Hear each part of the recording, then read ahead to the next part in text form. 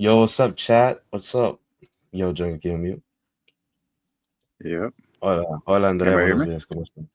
Yeah, I think we can Buenas. hear you. ¿Cómo estás, bro?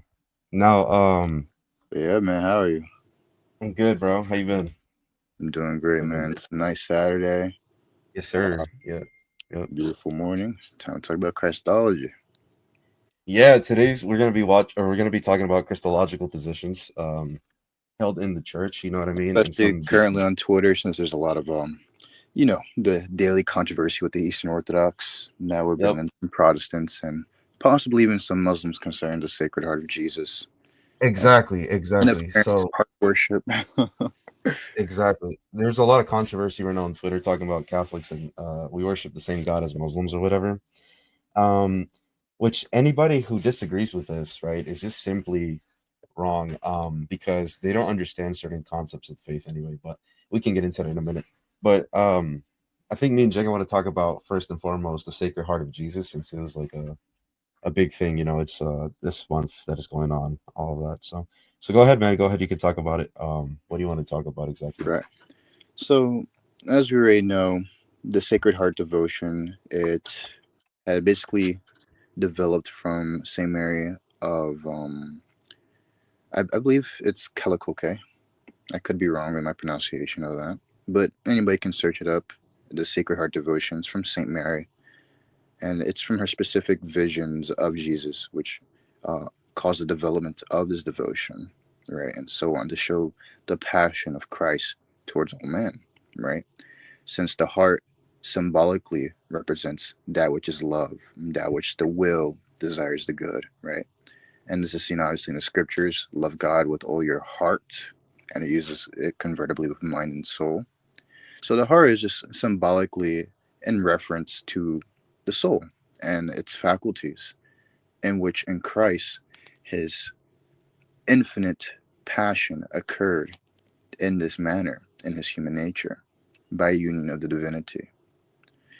So this is why we actually give devotion to the Sacred Heart, because it's no regular heart. It's united hypostatically to the divine word or to the divine Son, the second person of the Trinity, of whom we worship. And by this union, the infinite divine love is, in a sense, energized through the human nature, in which Christ also as man loves us infinitely.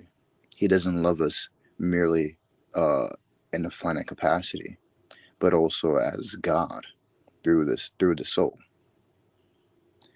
So that's just the beginning intro to the Sacred Heart. And so because of this, we actually give devotion to his heart and we worship it. We actually adore it as an aspect of him. Not simply only symbolically, but also in a real literal sense, his heart. And this is not something unique to his heart alone, in which it has more dignity than his other body parts, but we also may worship his hands and feet, his arms, etc., and so forth, his head.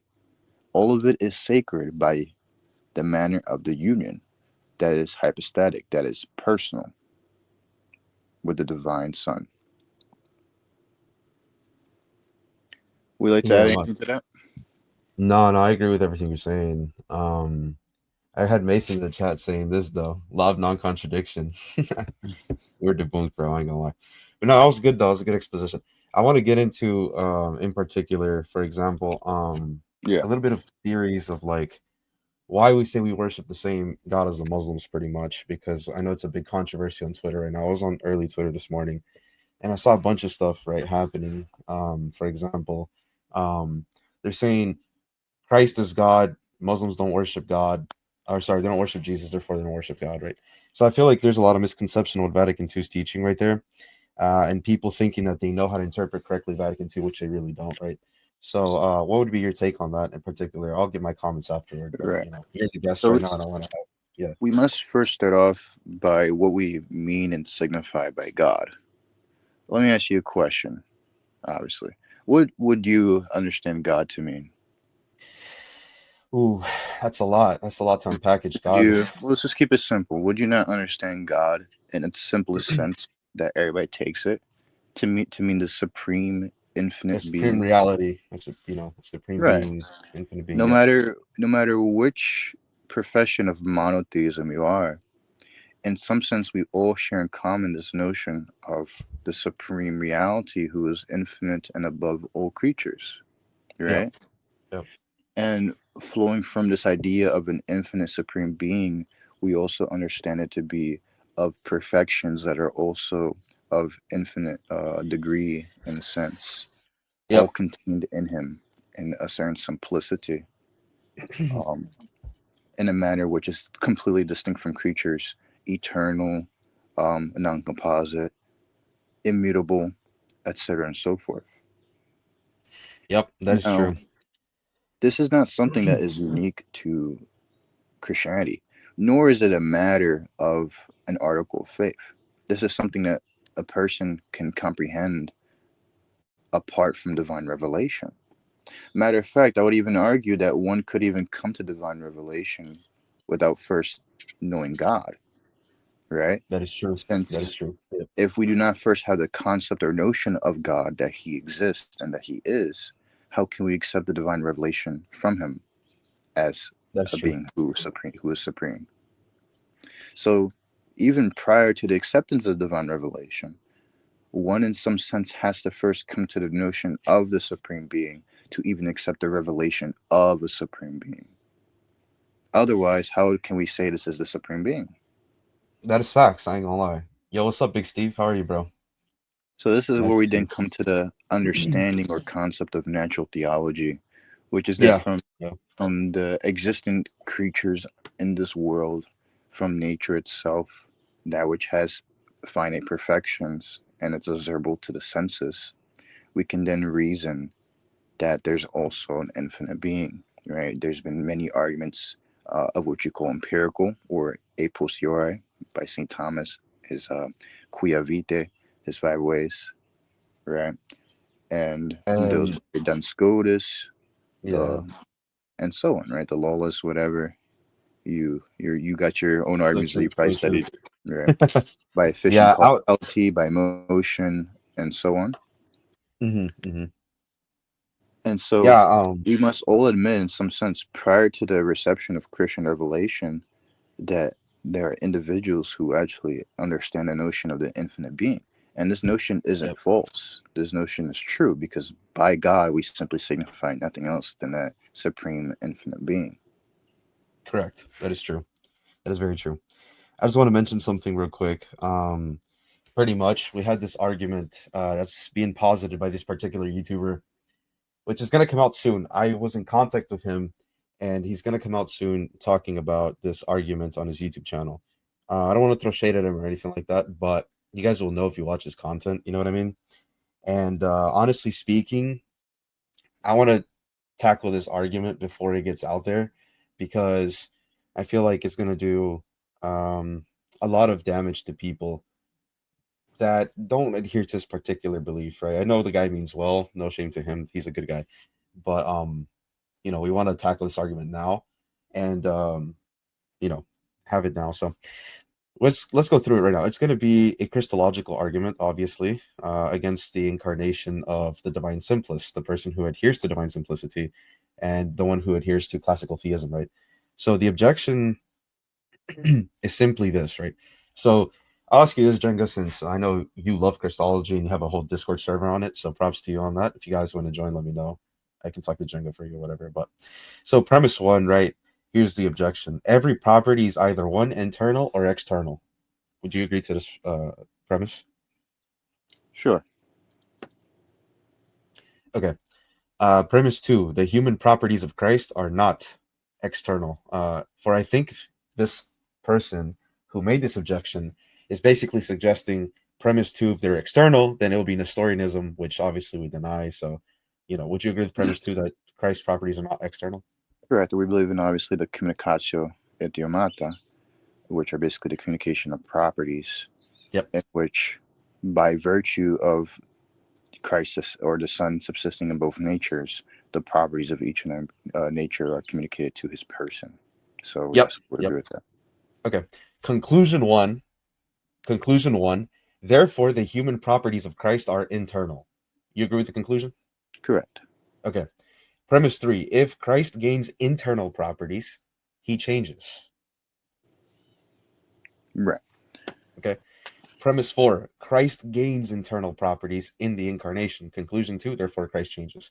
So I think this argument that he's trying to do, he's trying to reconcile, right? Um, he's trying to reconcile neoclassical theism, right, with the incarnation, basically advocating that it is no problem, um, you know, that literally he's changing, that God is changing, and there's absolutely no problem with this. Basically, is what he's trying Right. to say. So his mistake is conflating person into two aspects. For example, I'll ask you a question. Hmm. We would say that there is a man called Peter, and that Peter's an actual person, correct? Yes, correct. Right. And now we know by this name Peter, that man which is constituted by his own nature and his own properties. For example, we would understand that Peter's a man and that Paul is a man, but that Peter and Paul are distinct. Why? Because of their own unique properties, like for example, their their skin quality, the shape of their nose, etc., and so forth, right? Yep, yep, And true. that these qualities make that such a person unique.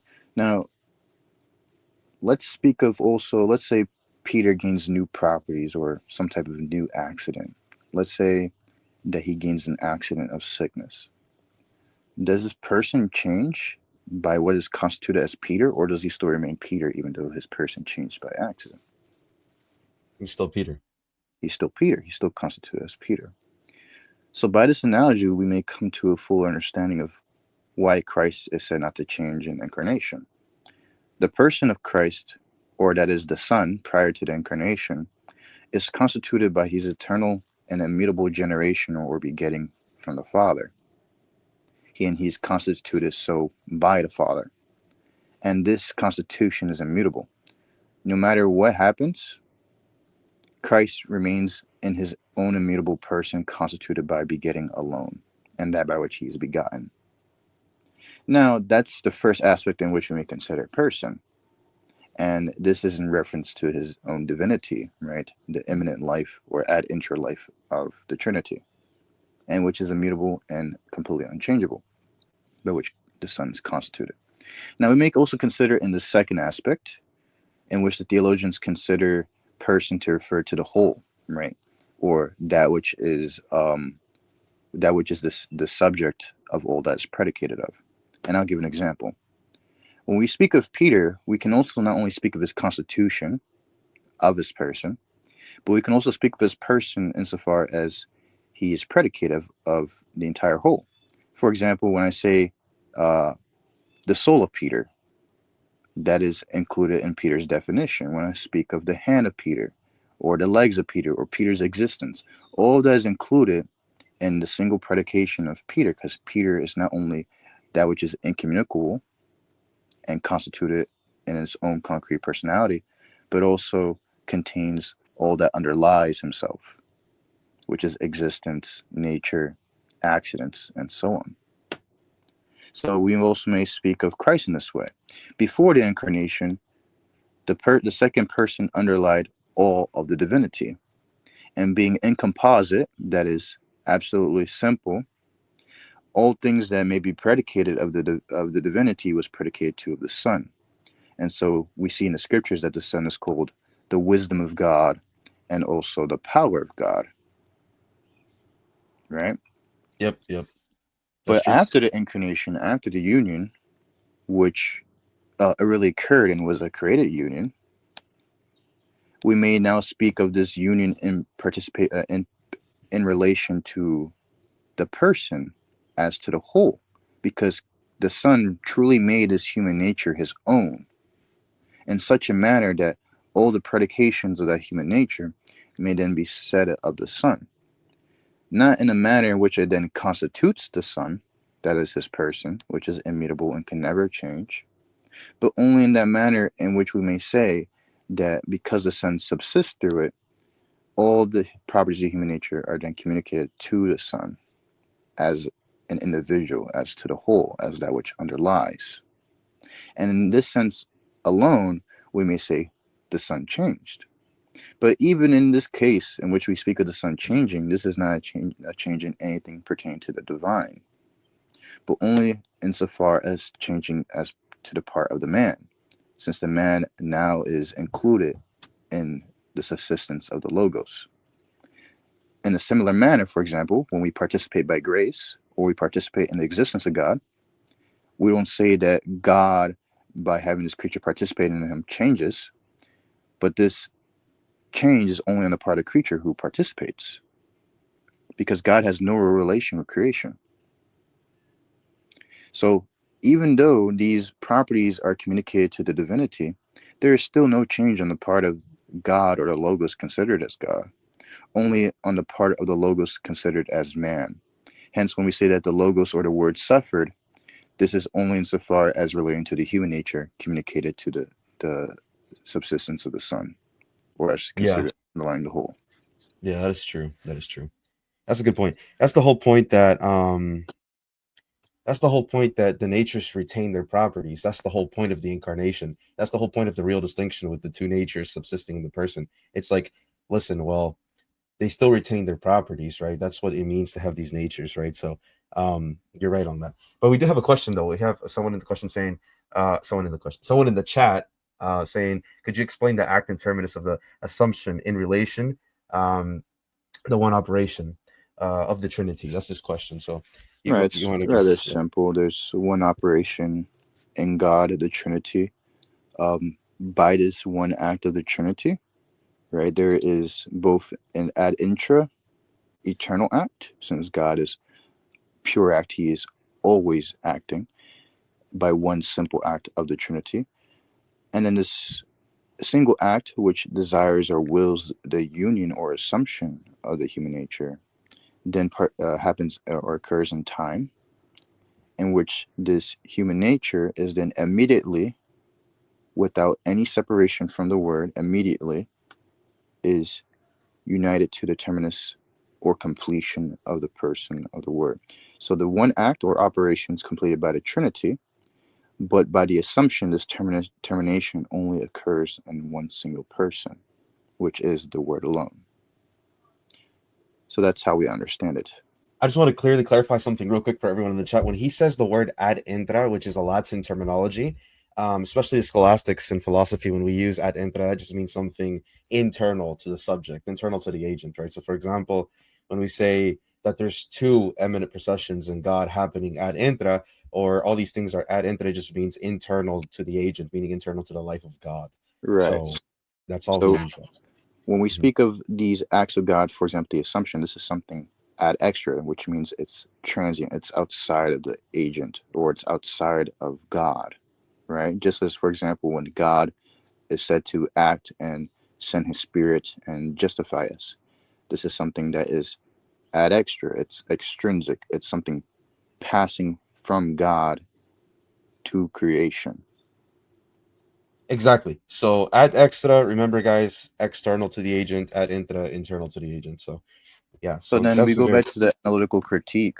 We may then qualify that Christ is said to change only insofar as we consider the union of the human nature, not as insofar as we consider on the part of the divine. It's that exactly. simple. Exactly. That is true. Very good. Now I want to say something. I want to comment on a particular aspect that this morning, for example, my Twitter page. If you guys haven't followed me on Twitter, go ahead and do that, bro. I'm not gonna lie, I'll be posting a lot of stuff on there. But um I was responding to something Dr. Khalil and Danny said, which is very interesting. Basically, out of my Twitter, I was reading and saying, yeah, people who critique Vatican II saying we don't worship the same God as Muslims and Jews, going back to that topic since it's trending right now, are ignorant, and the same critique would apply to every Christian who disagrees with a particular aspect of God, insofar as, like, for example, the Thomist, for example, we can take, would say that there's virtual distinctions in God, right? Now, this is obviously different for different schools of thought, like the Scotistic school, right? So now, because we believe in virtual distinctions and formal distinctions, I mean, we totally worship a different God now because there's different aspects. Um, Following that logic, we would have to say that within Christianity itself, Christians worship different gods now too. It's not the same God. So I think that's a consistent argument to say too. Um, would you agree with that, Jenga?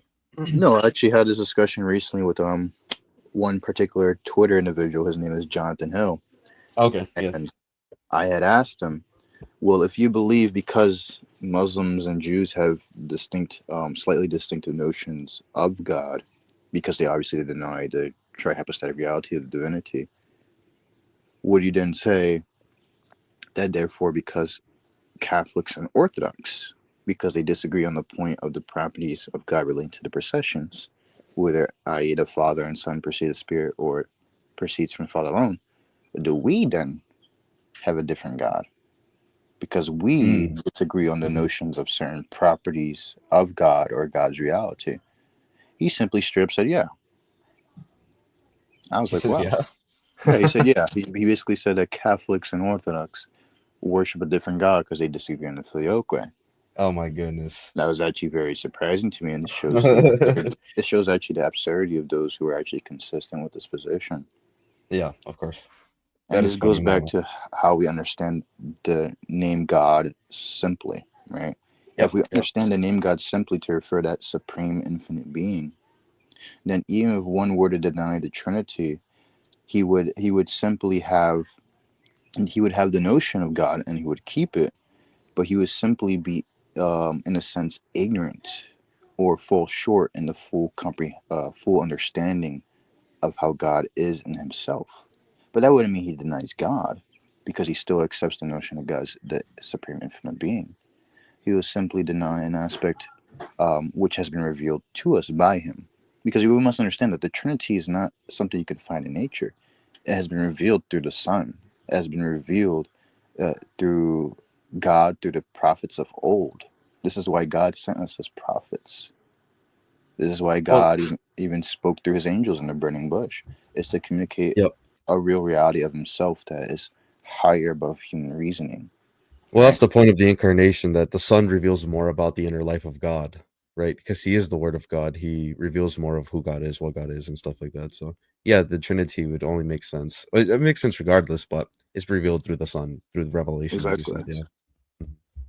And so because of this, those who are ignorant or even to the point of denial because they don't accept this revelation cannot be found to be at fault or even to be denying God. It doesn't make sense. And even in the case of those Christians who have a different understanding of the Trinity but still hold to an infinite supreme being, they cannot be said to deny God either. They simply fall short, although not as far as the Muslims and Jews, in the full complete understanding of how God revealed himself. Yep, that's a good point. Now we do have another question in the chat. Basically, he said, "In what way can we say that Christ, who was walking on earth, was divine if the divine essence wasn't located in him? Would it be just that his body is metaphysically united to him? Might be a dumb. No, it's not a dumb question. Don't worry about that. Every question is a valid question. So, but yeah, I'll go ahead and give my response. But I want Jenga to go ahead first since he is my guest, and then I'll give my response. Go ahead, bro. Right. When we speak of Christ as divine, we speak it only in the sense that the fathers have, that Christ signifies the Word, Christ signifies the person. And because Christ signifies the person, and the person is nothing else than the divine Word, Christ is then said to be divine. And that's the sole sense. We do not speak of Christ as divine insofar as he has a divine body, or that his divinity converted into a divine body. Or when we speak of Christ walking or eating, we do not say that this is some type of divine eating or some type of divine walking, as if God actually has, in his own nature, um, divine legs or some type of spiritual legs, etc., and so forth, as some have Yeah. imagined. We only mean in this sense that the person who is considered, i.e., Christ, is the same as the divine Word, who is God himself, and in a human body with a rational soul, he walked among men, he conversed among men, and he ate among men. And so we may in some sense say that the person ate and slept and walked is God himself. And that's the sole sense we mean. Yes, sir. Yes, sir. I mean, I agree 100% with that response. And again, we must remember that the divinity is not in a location, speaking like that. So yeah, he wouldn't be, or the divinity is not literally physically on a or in a location. But then again, other things we can use Right. analogies like We that. must So consider the union solely as metaphysical. exactly. It's not some type of union by location. If this was the case, then you may even posit Nestorianism.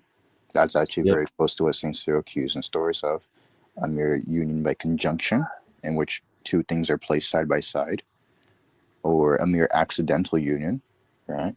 We do not speak of this matter. We speak of it Mhm. solely as a metaphysical union, in Yep. which the union occurs in the divine person of the Son, who was simultaneously omnipresent in a general way, but he's also present in a unique way by person in the human nature. Yeah, that is very true. So yeah, that's how we can speak about it. The one person, and that's how we can talk about this language. Like, yeah, God, quote unquote, ate, God slept, God died, even though it would be improperly speaking about the divine nature, obviously, as Jenga just went through. So, but again, it is the one person who is God that did all these things through the nature. So we don't separate the natures, but there's a distinguishment. So yeah, hopefully that kind of answered the question. Um, I think we sufficiently answered that pretty well. Um, ¿De qué más quieres hablar, bro? Tenemos un montón de temas que queremos hablar, pero no sé de qué. I don't know. I don't know if the Spanish audience is here listening to that, but I have recently. I'll tell you guys a little bit about my plans right now. So recently, I have been working with some Spanish people a lot, and we've been doing some good work and all that. So I don't know if they're listening to me right now. I know someone were in the chat earlier, but um, Que en un proyecto.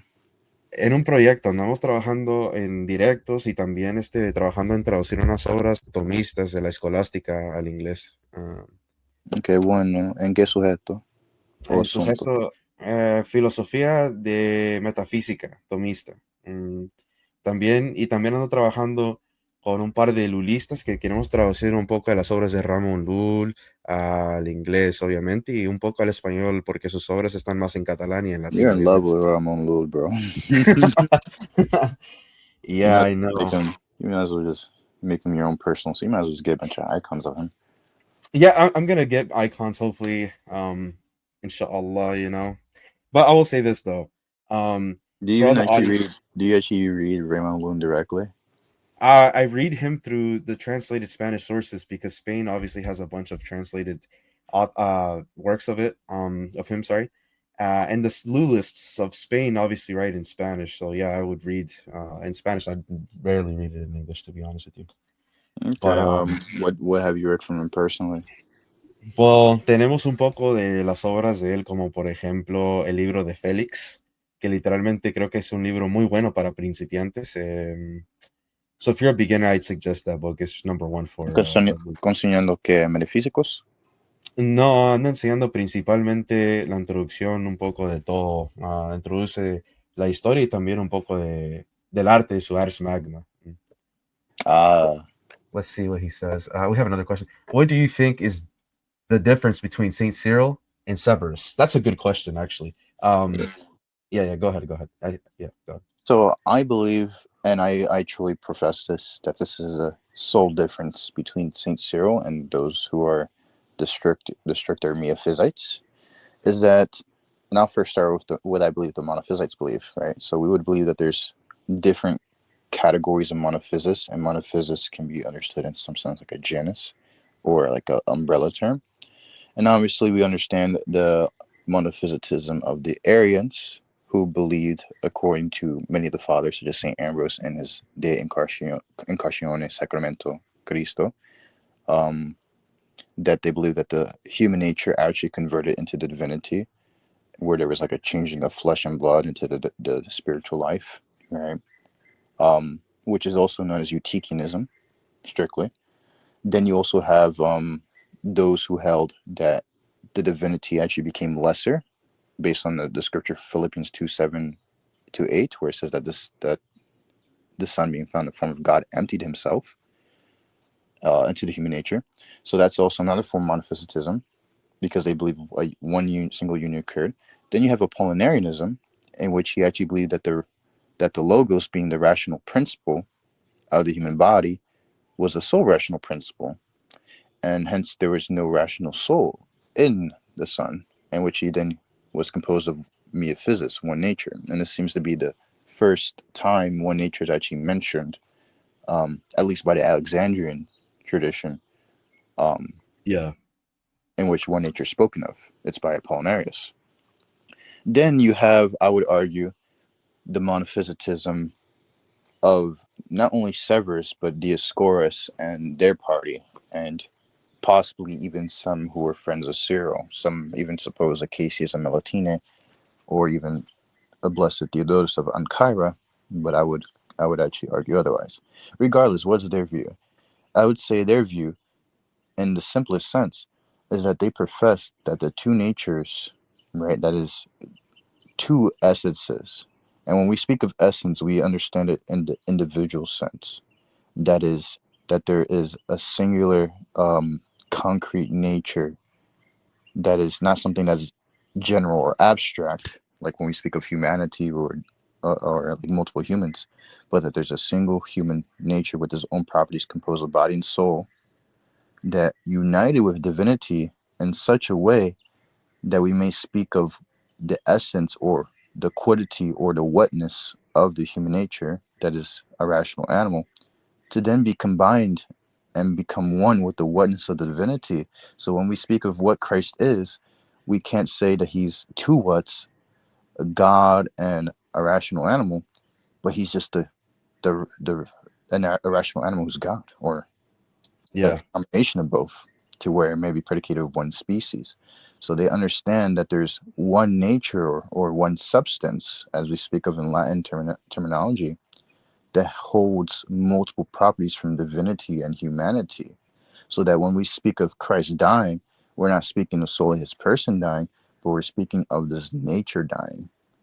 So we cannot understand not only not a division of the natures, but also not even a distinction of the natures, but it's the one nature that died. It is the one nature that created all things, is the one nature that was created. All things are predicated of this single nature, and hence falling from the single nature, there's also one mode of operation. So when we say God created, we must also understand this to mean that the human nature created, because it's the same nature as the divinity. The one nature created, the one nature was created, the one nature creates, the one nature eats, the one nature sleeps, and so on and so forth. And so this is what they understand by the term metaphysics, and they abuse from St. Cyril this terminology. So you may understand just how we profess the communicatio idiomatum from two natures to one person.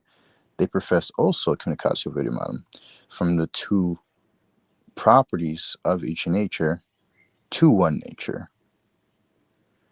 So that would be the difference, between our view and their view. Now, Saint Cyril, when we understand him to speak of metaphysics, we understand it in the sense in light of his Ephesine Creed, or Letter 39 to John of Antioch, or Latin Ocelli in Latin, in which he teaches that not only is there a difference of natures after the union, which is also seen in his first letter to Nestorius, and that the Son suffered in his own nature. Remember, Saint Cyril in many works speaks after the union that the Son does not suffer in his own nature, but suffers in the nature of the flesh, right, or sarkos. But he also speaks of the two natures uniting in one person, right? F enos, or F, yeah, F enos prosopo. That is, uh, the from the one person. And so when he understands metaphysics, he means it in no other sense in which he did with the form of reunion and with John of Antioch and the Antiochians, as we see in his 44th letter to Eulogius and his 40th letter to Acacius. That he understands the union of the two natures to form one Son, one Lord, and one Christ, and that those at Antioch profess nothing else but this. And that's found in his 44th letter to Eulogius. But in the form of reunion, 433, there's no mention of one nature at the union. The only mention is that the two natures unite to form one person or constitute one person. So we must understand that when St. Cyril speaks of Metaphysics, this is interchangeable with one person. And this would make sense since St. Cyril in his terminology with Nestorius is utilizing Nestorius' terminology. Since Nestorius believed very clearly that when we signify nature, we not only signify nature, but also an individual, that is a person. He understood by Christ's human nature to refer to Jesus Christ. And this is why he would say only Jesus Christ was born of Mary, because he believed only human nature was born of Mary. But he conflated subsistence with nature. And so St. Cyril uses terms. Give me 1 second. Somebody's calling me. Yeah, no problem. Take your time. So I think that pretty much solves the question, answers it. But yeah, now I want to move forward real quick while he gets back. I want to push this idea right here. I want to be the first YouTube channel pretty much exposing and moving forward to the teachings of the Lulian schools. So if you guys do have any questions right now, type them in the chat. We're going to be heading into that direction. I'm excited to show y'all what I know and, obviously benefit the body of Christ with this knowledge that we have, because I feel like the Lulian school is definitely something that everyone should learn and consider. You know what I mean? Especially that I think the most famous form of like intellectual studies that the Catholics have is mostly Thomism. So I'm excited to push forward my school of thought personally. Um, you know, um, so if you guys do have any questions on that, go ahead and type them in the chat. I will answer all that too. Any other Christological questions, Trinity questions, theological? Make sure they're theological and philosophical uh, based, more pretty much. But yeah, if you guys, oh, there's also another thing I wanted to touch I'm back. upon, but I will. Oh, you're back. Okay, okay. I want to ask you about this, right? So I obviously me and you talked about this before, but for the stream, for the people watching this, I want it to benefit all the believers. Okay, so me and you have talked about this in private, obviously, but I would like to talk about it now on stream so people can know what's up. So Okay. I'm going to ask you this: when Saint Cyril, I think this question is going to be very very central to a lot of people's reading of Saint Cyril. When Saint Cyril says that Christ has only one nature, is the Coptic Orthodox Church correct in their interpretation of Saint Cyril, or what does Saint Cyril mean by one nature in Christ? Why does he say that? Why is that? And how do we reconcile this with Chalcedonian uh, language? Right.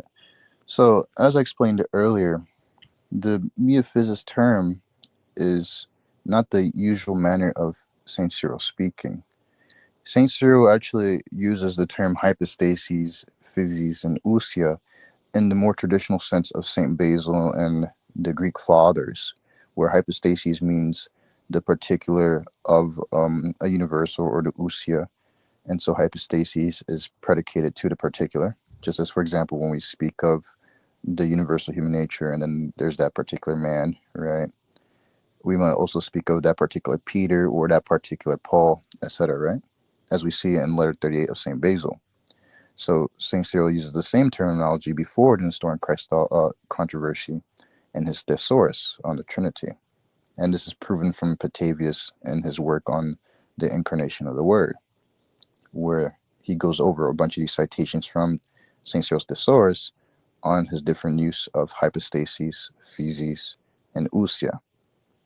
Now, we then get into Nestorian controversy, and we observe that Nestorius, he uses hypostases and physis in a different sense to not only refer to the properties or natural properties of a thing, but also to refer to its individuality, or what we call the subsistence of a thing, and that by which underlies the whole thing. Now, because of this, Nestorius taught that there was two natures divided into one Christ, even though he obviously denied this, as we see in the words of St. Cyril. But he believed that the union among these two natures only occurred by grace or by accident, right? That they're only united by conjunction, that is, side by side, not a true union, by authority or dignity. So, because he believed that the dignity of the divine word and the divine nature was communicated to the person of the second Son, or Christ, in his human nature, he believed that the dignity made this human person subject to the same dignity as the human divine nature, so that we may speak of it as God, we may speak of it as worthy of honor, and we may even worship it with the divine word, which was condemned in the anathemas. So, because of this use of the language and the stories used, that is, there's one person with his own natural properties, not just person considered in itself, but also with natural properties. Saint Cyril also uses terminology, and he combated Nestorius, and using his same terminology, in which he then utilized the Metaphysics term, one nature, which he understood nothing else but to refer to one individual with his own natural properties. Now, we must understand that because this Saint Cyril didn't mean that there is only one natural properties of the divinity alone or natural properties of the humanity alone. He in fact combats this many times because many people accuse him of Apollinarianism, that the natures had mixed. He teaches in many places, especially in his 39th letter and his letter 46, which is the second letter to Census, that the natures did not mix and they remain in their own existences after the union, and that the difference among the natures exists in natural quality. And obviously, this is the same case in Ephesus, where he says, after the union, the differences of the natures remain. But we see here that St. Cyril speaks of nature in two different senses. He wants to say that after the union, there's one nature, but that the difference of the natures remain, which may seem prima facie contradictory. This is because we also understand that St. Cyril equivocates upon his definition of nature. He speaks of nature in one sense as pertaining to an individual whole, right? Just as he uses the example of body and soul. Before man is composed, he is both soul alone and body alone, only a mental thought. That is because the soul and body don't exist and they're not divided in reality. But then after the union of soul and body, they're no longer considered separated or divided, but they complete one individual nature of the man.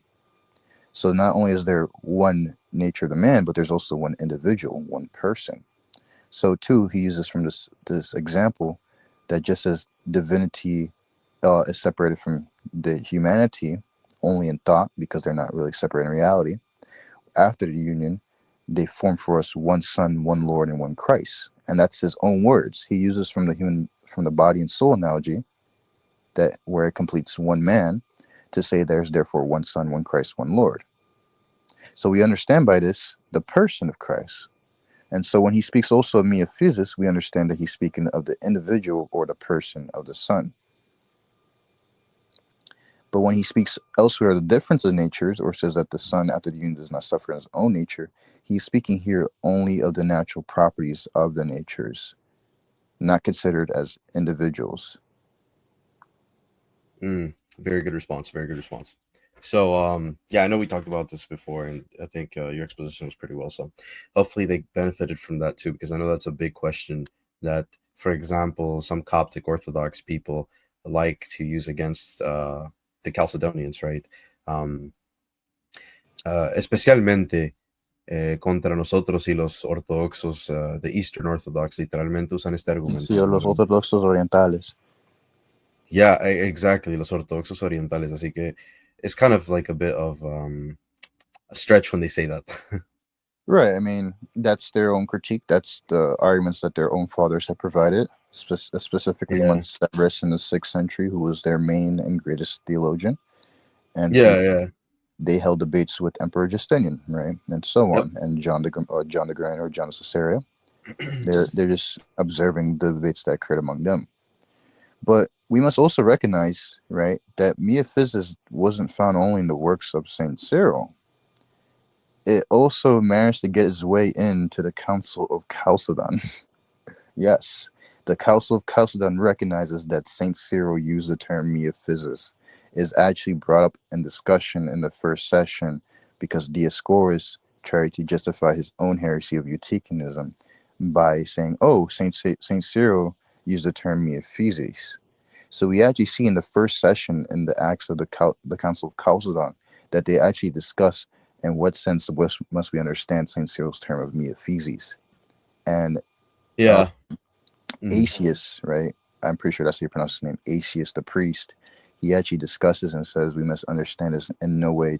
We must understand this term to negate division, but not to negate that there's a union of two natures and that the difference remains. Yeah, I feel you. We have the chat's going crazy. Zan, what's up, bro? God bless you. Glad to see you here. He says, Jenga, my student. Good to see you here. Um, Good to see you as well, my friend. we got I'm so sorry if I pronounce this wrong. Gadi. I'm sorry with a Spanish accent. Gadi. I don't know. But what's up, bro? We're still back. Glad to see you back, bro. I know you had. I think it was you. I'm pretty sure you were one of the people on my YouTube channel that had questions about Christology. So if you do, go ahead, put them all in the chat. We're gonna answer everything. So go ahead, bro. If you have questions about the Coptic Orthodox Church, go ahead, throw them at us. It's fine. And then we have Malachi again saying, "What do you think of neoclassical theism? What do you think of Neo-Chalcedonianism. Neo-Chalcedonianism?" Yeah. And then before you answer that, I want to shout out my boy DeWong. He's in the chat. DeWong, God bless you, brother. All right, go ahead, bro. Go ahead. So I think I only achieve and believe in Neo-Chalcedonianism. I believe it's a term used by monophysites and those historians who believe that there was an actual deviation in Christology from the first Council of Chalcedon to um, the Council of 553 and Second Constantinople.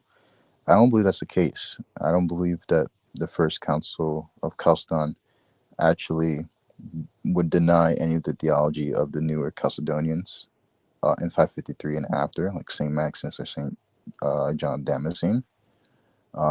We see in many places, for example, the Christology of Chalcedon is just based on Leo. So we see Pope St. Leo in his letters to the bishops of Illyria, because one of the main critics of the Tome of Leo at the Council of Chalcedon were the Illyrian Egyptian bishops. They had a very hard time trying to reconcile the Tome of Leo with the works of Saint Cyril and apparently his anathemas and the Council of Ephesus in general, blah, blah, blah. But we see in the Council of Ephesus that the Tome of Leo is actually defended, but not only at the Council of Ephesus by Asius, and I believe it was a bishop of Delorium, I forgot his name. But not only did they defend it, including Basil of Seleucia, by citing Saint Cyril's works, where he speaks of the difference of natures, and that the natures are, and that the properties of each nature are predicated differently in division from one another. Look at letter 39 of John of Antioch if you guys are curious about what I'm saying. But he also Pope Leo speaks for himself, and I believe you can find it in letter 145. If it's not letter 145, just search up on Google or New Advent. Um, Pope Leo's letter to the Illyrians, Illyrians, and you'll see that Pope St. Leo gives a defense of the tome, because the tome specifically, they had a problem where it says that each nature works properly to itself, right? The word works in accordance to the word, and the flesh works in accordance to the flesh. St. Pope Leo basically defends himself and says that you misunderstand me to refer to two different subjects, and that this is an inseparable operation, right? It's not a separable operation. The operation's inseparable, and that there's one operator who is the person of the Son, right? He says one operator, the person of the Son. That's Yes, that's sir. that's Neo-Chalcedonian language, right? Mm. So it's not that we understand that the human nature and the divine nature become their own operators, but they have their own activities which flow from their divine properties and their human properties from one operator or one person who acts through them, so that Yep. unity is maintained, right? And so this flows really tightly with the notion of the theandric activity or energy of Christ. Because they're inseparable, we may then understand that the divine activity works through the human activity, just as in the case of the Passion on the cross, where not only do we say that just a man died, but that God died. And this death was not just a regular death where the body and soul was disunited, but it was such a manner of death that the divinity worked through it so that Christ could merit infinite grace. So the death on the cross wasn't just an act of finitude, but it was an infinite act. It was a finite act united with an infinite act, and by which the Son could merit infinite grace from the Father through his passion. And we also see other cases, such as when Christ walks on water. This is not just a human act, this is a divine act. It's by one theandric energy or inseparable activities of the operations of each nature. And you can find that all in Pope St. Leo's letter to the Illyrians, where it's clearly taught that he did not divide the subjects, nor did he have a different Christology from those later on. But he taught exactly what St. John Damascene taught, St. Maximus taught, um, and all those later on. Yes, sir.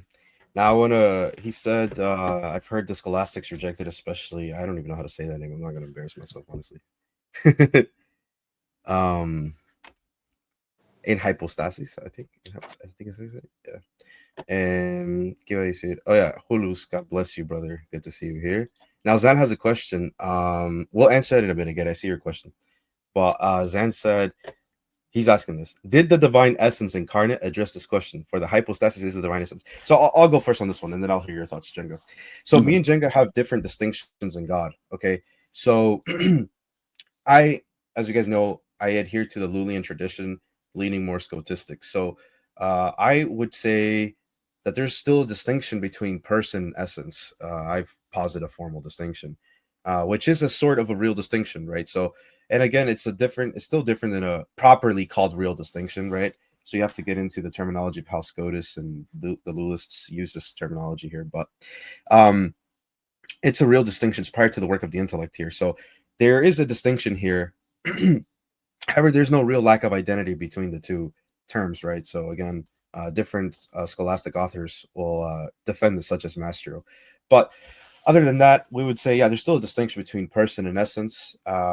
So technically speaking, it would be improper to collapse them together and say that there's only a distinction in the mind, right?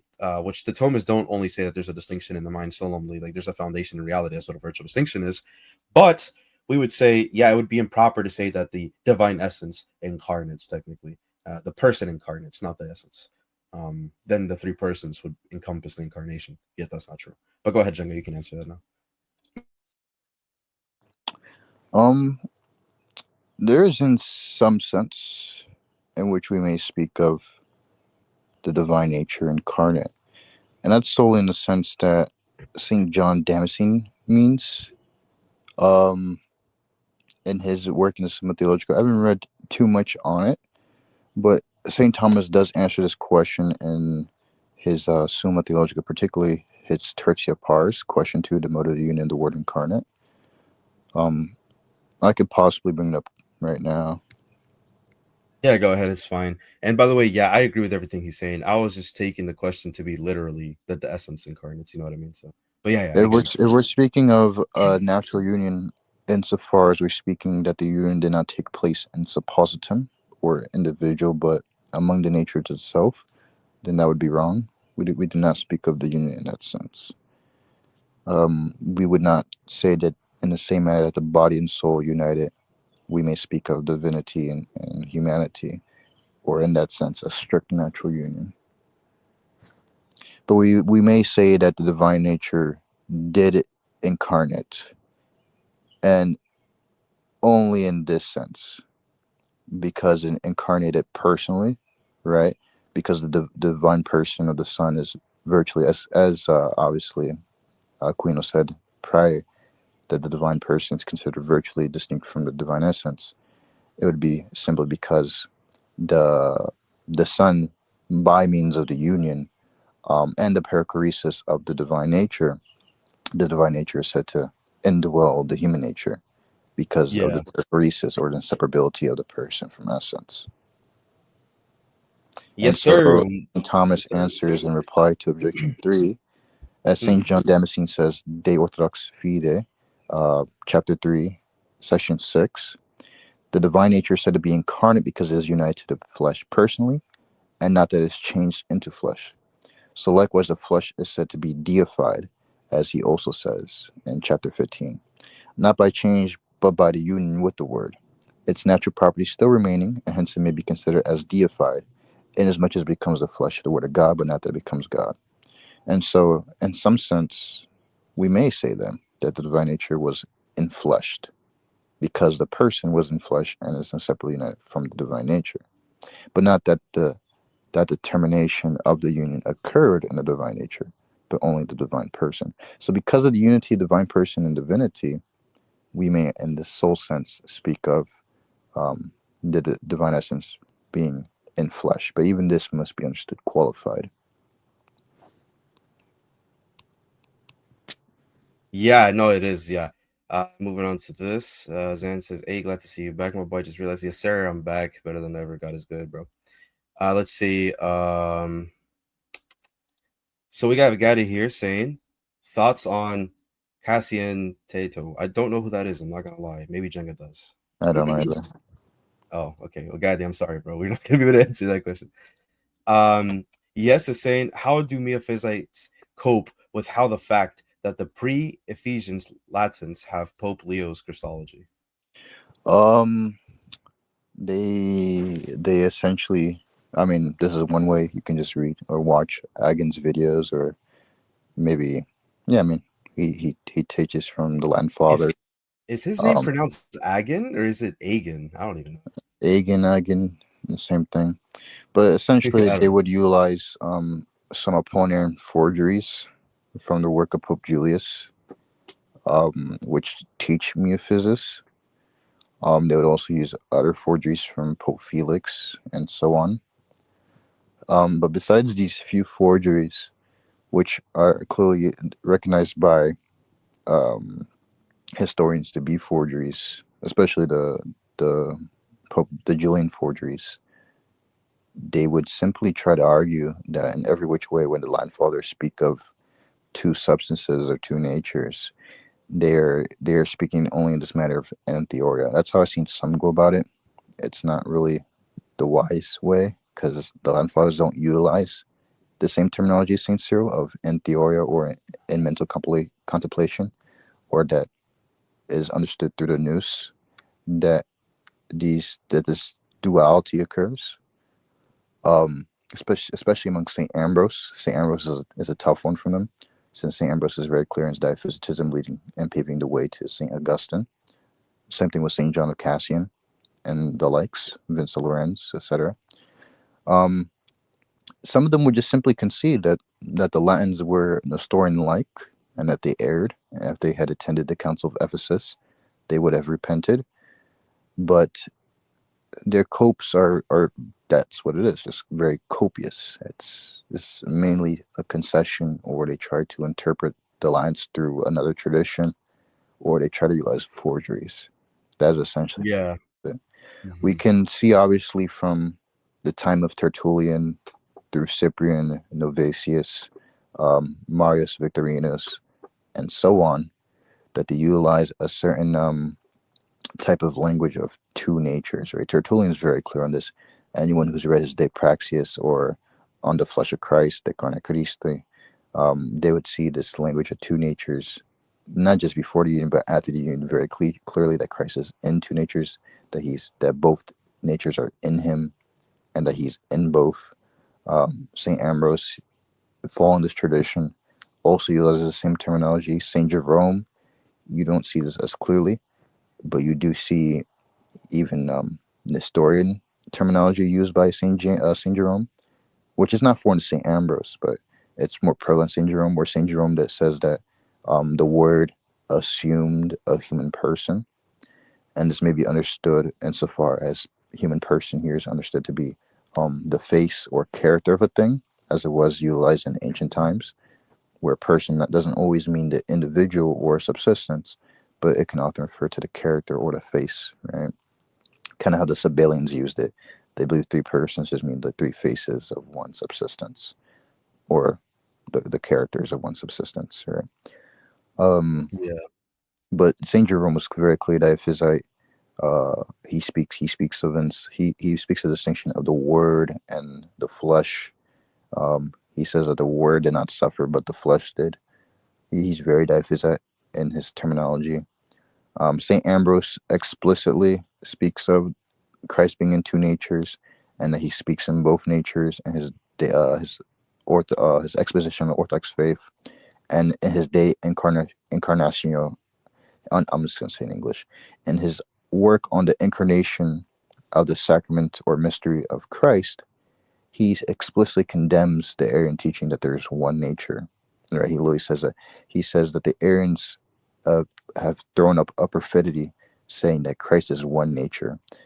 And then he says that this teaching that Christ is in one nature is a greater blasphemy, um, is a greater blasphemy than those who deny that the Son's not God. He literally says that, Mm-hmm. um, which is saying something. He didn't before and after teaches that Christ has two natures. He even says in section 77 that Christ has two minds, and that he's dual or twofold. We then see also this culminate in Saint Augustine, primarily since he's one of the greater Latin minds, where in the beginning of his Christology, he doesn't really go upon speaking of two natures or Christ in two natures, but during around 417 to 431 ish, where he's going through the Pelagian controversy, he starts speaking of Christ as a unity of two natures or two substances. He speaks of Christ in two natures in his debate with the Arian Maximus. He speaks specifically because the Arian Maximus had said Christ it can't be God because of John 10:30, or not John 10:30, John 14:28, where the Son says the Father is greater than I, and Saint Augustine basically utilizes this text to say that there's two natures and that Christ is in two natures, and hence in his divinity he is the one with the Father, John 10:30. But in relation to his human nature, he's lesser than the Father is greater than him, etc. and so forth. And then we also see this culminate not just among St. Augustine, but even among Carthage, Gaul, which is France, um, Germania, right, the Germans, and other parts of Africa, right, and also the the Lucerians, or not Mm-hmm. Lucerians. It's a certain location. It leaves my mind because these are ancient places, but Right. essentially they met up in a council, and this is the Council of Carthage, 427 or 423. But essentially, it's the Council of Carthage against Leporius, and Leporius was a specific Pelagian who taught, by virtue of his Pelagianism, that Christ was free, and that he was not only free by nature, but that this natural Christ who is free by nature was given grace by the divine nature, um, to then actually do works that are meritorious, but not because um, of the union of the divinity, but because of the grace given to him from the divine word. So this particular Pelagian was trying to utilize his Pelagianism by teaching Nestorianism, in which St. Augustine not only refuted his Pelagian heresy, but also refuted his Nestorian heresy, which then led to the Council of Carthage 427, which they signed the libellus against Leporius, which was signed by all the bishops of Gaul, which is France, Carthage, Germania, which is the Germans, etc., and so forth. And in this, they taught that Christ was twofold, a twofold substance, gemine substantiae, or twinfold substance, and that Mm-hmm. the union occurred in his person. And this was signed by all the bishops in that general area. So they literally had one of the first councils on Christology, prior to Ephesus, prior to Chalcedon, prior to Toledo 447, prior to any of these councils. This is one of the first Christological councils, which teach that Christ is two substances, literally only 4 years before Ephesus. And this was accepted even by Oriental Orthodox saints such as Saint John of Cassian, right? He explicitly in his work against Eutyches Nestorius cites this council and its confession, and says that this is what all the Catholics around the world believe, and this is what those people of this region believe. Right?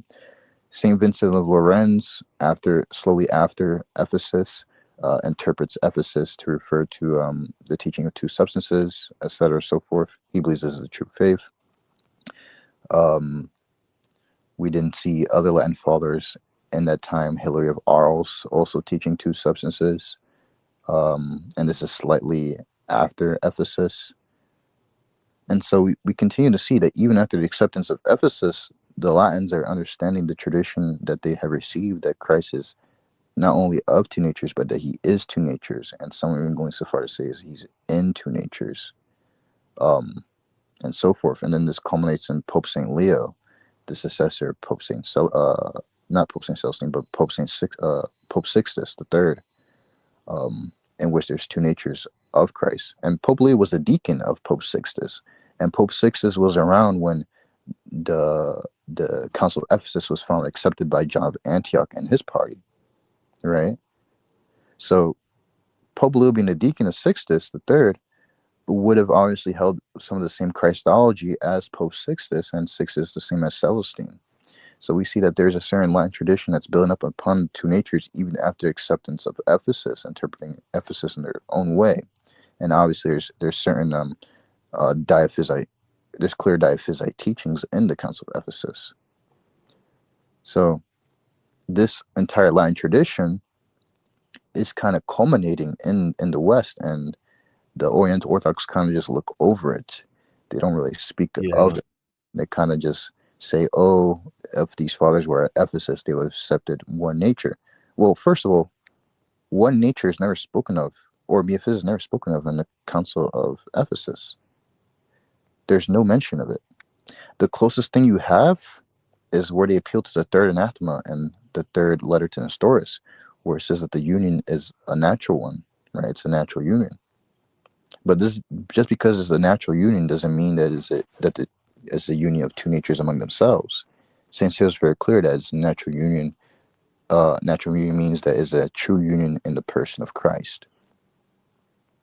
This is why he speaks of the difference of natures remaining. And this is why he had to clarify with John of Antioch in his 39th letter, because a lot of bishops had believed that St. Cyril's third letter was teaching monophysitism, even though he didn't use the term Metaphysics yet. You can see this in the works of Theodorus Cyrus and his Contra Anathemas, because Theodorus Cyrus, who later attended Chalcedon and had accepted Ephesus and the union of the Antiochians in 433, he thought St. Cyril was teaching that there was one nature by the third anathema. And this is also the case with the bishops of Orient against Cyril's anathemas. You can read all these works. I'm quoting all these works. The Bishop of Orient, they were, in their refutation of the 12 anathemas, were saying that the third anathema taught metaphysics. St. Cyril refutes this. He says that he does not mean to deny the difference of two natures, and he recognizes the difference of two natures after the union. See his response to their critique of the third anathema. But that this was a true union, not a union by dignity or authority, as Nestorius taught, but that there's true union of the natures found in the person, where there's one Son, one Lord, and one Christ. Now, because this is the case, we then see why the Latins in the West, even after Ephesus and having accepted Ephesus and having read Ephesus, because that's what the popes must do after they receive a council, not only is it translated into Latin to correlate with the Greek text, because obviously the papal legates are present to translate the Greek text and then give the Latin to the pontiff, but is also read and accepted by the pontiffs. They read the council themselves. They made sure that all the acts and all the sessions were in accordance with their teaching, especially Pope St. Celestine and Sixtus. They read the acts of the councils because Pope St. Celestine was trying to make sure that his decrees against Nestorius was enforced, specifically the decree that if Nestorius did not repent of his heresy within a certain time limit, he was to be deposed. So they read these councils. The papal legates were there and present at the councils. And yet still we see that this diaphysite interpretation among the West pervades. It persists. It doesn't stop. The Antiochians, who spoke Greek more closely, they hesitated. But after the Council of Chalcedon, after the Council of Ephesus in 431, with the reunion formula of 433, they finally accepted it because St. Cyril was very clear that he means the union occurs in the one person. Read letter 39. Search up 433, the formula of reunion. It's clear that the union occurs in person, that there is one person, and that the sayings of the divinity and humanity are divided, some to the divinity, some to humanity, but both to the one person. It's clear being a unity of person, and because of this, they accepted it. So the only way they can do is cope and say, "Oh, they were accepted at Ephesus if they were present." No, we still see a Latin tradition saying that there is two natures, even though they read Ephesus. That would have been the same with Saint Yep. Augustine, the same with Saint Ambrose, and all the other fathers.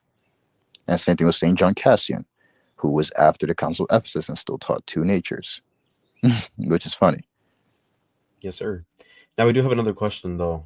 We have sorry it took so long to get to your question, brother. But he says, "What are your thoughts on the Assyrian Church of the East theologians like I'm gonna butcher this name, Ba Bye bye. Baya And Babai? Theodore.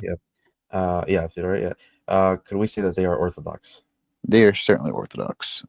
Anyone reads the works of Theodore at the Council of Chalcedon, or his words, he clearly anathematizes Nestorius. He condemns anyone who speaks of two sons after the union. He even defends Saint Cyril, which is interesting. He quotes directly from his Scholia on the Incarnation of the Word in defense of the Tome of Leo.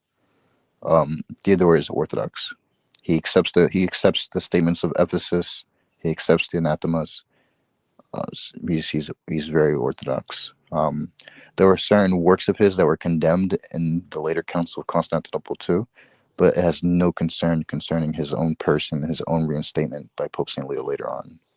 As for regards to Mar Babai, I have not read his works, but apparently from what other ACOE have told me, they accept the Tome of Leo and all its contents as Orthodox, and that would be sufficient for true Orthodoxy.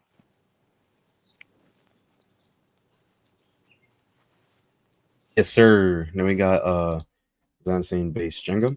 Agan is a scary dude, bro. I guess Zan is asking, in what sense would you concede to two Christs? No sense. Yeah, I was about to say, I don't think anyone says that. Um, yeah, that's two Christ is crazy. I don't know. That entails two We persons may though. concede in some sense in which we may speak of the Word in Christ, right? We have some fathers who distinguish the Word or the Logos and Christ, Christos, but they're using Word or Logos here to refer to divine nature. Like Saint Gregory of Nazianzus, he says that the Word and Christ were distinguished. Saint John Cassian also speaks of the Word and Christ as distinguished. Um, some fathers just use the word to refer to the divine nature. That's why Pope St. Leo in his letter 28, he says that the word does what the word does and the flesh does what the flesh does. He's just using word to refer to divine nature there. Yeah, because Zan said he would, but I guess yeah. I mean, maybe he agrees with us. I think he would agree with us, but I don't know. But yeah. Yes, sir. Hold on. Let me see if we have anything. I'm trying to remember if anyone asked me some other Christological questions because I know some people were DMing me about it, but I quite can't remember what they were. But let me check my messages real quick to check on these things because I'm pretty sure some did. So give me just like a few minutes. I'll be back as well.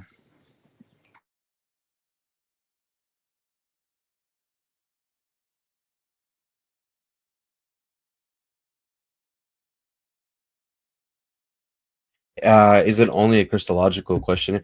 Well, this live was in particular for like defending the incarnation of the Word. We already covered many topics of the Son of God, but in all honesty, go ahead, shoot me any question you would like.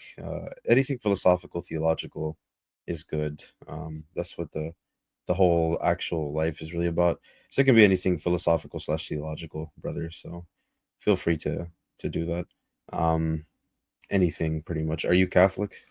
Or what's up with that?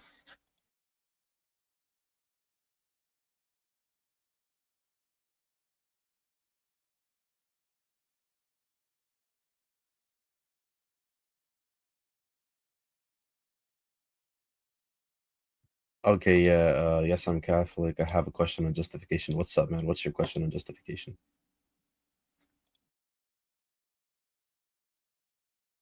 I think justification is a very interesting topic, especially since us Catholics have been dealing with the Reformed traditions pretty much for centuries. So it's very based to our fundamental beliefs and stuff like that. So it's always good talking about justification. All right, I'm back.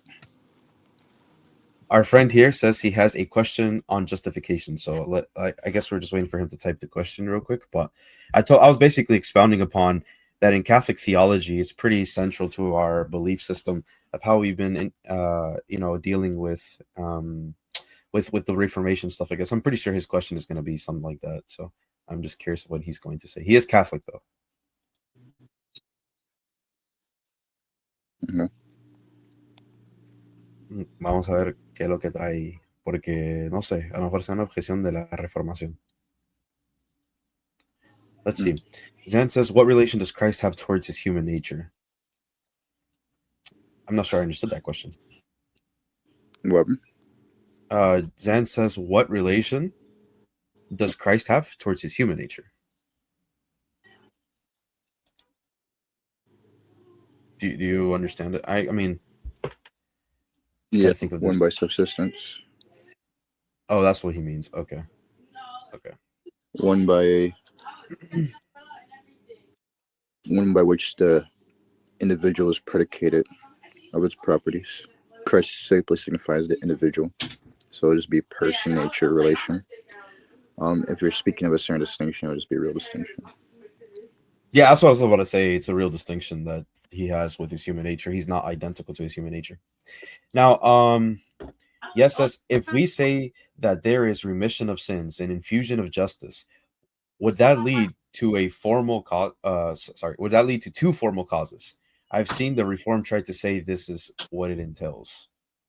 No, it wouldn't lead to two formal causes, because the infusion of justice is by which the remission of sin occurs. It's not one by which the sole remission of sins occurs and then the infusion of justice, as it's by a simultaneous act, but it's by which the reduction or privation of justice, that is the guilt, is then translated into justice. The remission of sins occurs, and that's by one act or one infusion of the divine quality or sanctifying grace. Yeah, I hope that answered your question. And Zan, by that infusion, just to add, by that infusion, by which the privation of guilt is then converted to the plenitude of justice, or by which man is justified, converted from ungodly to godly, that's when also virtually distinguished we speak of the non-imputation of sin. yes, sir. Zan says like he's complimenting you. I've taught you right. I'm proud. Right. Zan, Zan es tu maestro. Okay.